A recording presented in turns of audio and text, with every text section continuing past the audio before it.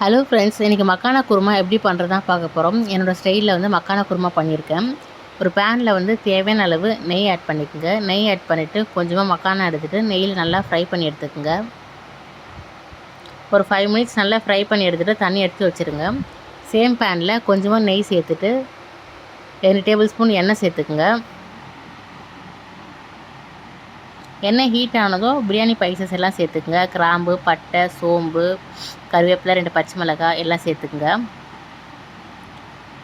3 பெரிய வெங்காயம் கட் பண்ணி வச்சுருக்கேன், அதையும் சேர்த்துட்டு நல்லா மிக்ஸ் பண்ணி விடுங்க. தேவையான அளவு இஞ்சி பூண்டு பேஸ்ட் சேர்த்துட்டு நல்லா வதக்கி விடுங்க. வதக்கி விட்டதும் 4 பெரிய தக்காளி எடுத்துருக்கேன், அதை நல்லா பேஸ்ட் மாதிரி அரைச்சி எடுத்துக்குங்க. அரைச்சி எடுத்துகிட்டு சேர்த்துக்கலாம். சேர்த்துட்டு தேவையான அளவு கல் உப்பு சேர்த்துக்குங்க. சேர்த்துட்டு நல்லா மிக்ஸ் பண்ணி விடுங்க. ஒரு 5 மினிட்ஸ் நல்லா மிக்ஸ் பண்ணி விட்டால் அந்த தக்காளி பச்சை வாசனைலாம் போயிடும். கொஞ்சமாக மஞ்சள்தூள், கொஞ்சம் தனி மிளகாத்தூள், தனியாத்தூள், கொஞ்சம் கரம் மசாலா இதெல்லாம் சேர்த்துட்டு நல்லா மிக்ஸ் பண்ணி விடுங்க. தயிர் கொஞ்சம் சேர்த்துக்குங்க. தயிர் சேர்த்துட்டு நல்லா மிக்ஸ் பண்ணி விடுங்க.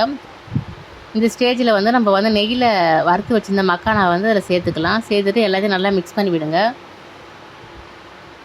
மசாலா ஃபுல்லாக மக்கானா வந்து நல்லா ஸ்ப்ரெட் ஆகணும். நல்லா மிக்ஸ் பண்ணி விட்டுட்டு தேவையான அளவு தண்ணி சேர்த்துக்குங்க. தண்ணி சேர்த்துட்டு மூடி போட்டுக்குங்க. இந்த ஸ்டேஜில் வந்து நம்ம மசாலா வந்து அரைச்சிக்கலாம். ஒரு கைப்பிடி அளவு முந்திரி, சோம்பு, தேங்காய் இதெல்லாம் தண்ணி விட்டு பேஸ்ட் மாதிரி நைஸாக அரைச்சி எடுத்துகிட்டு இதில் ஊற்றிக்குங்க. ஊற்றிட்டு நல்லா மிக்ஸ் பண்ணி விடுங்க.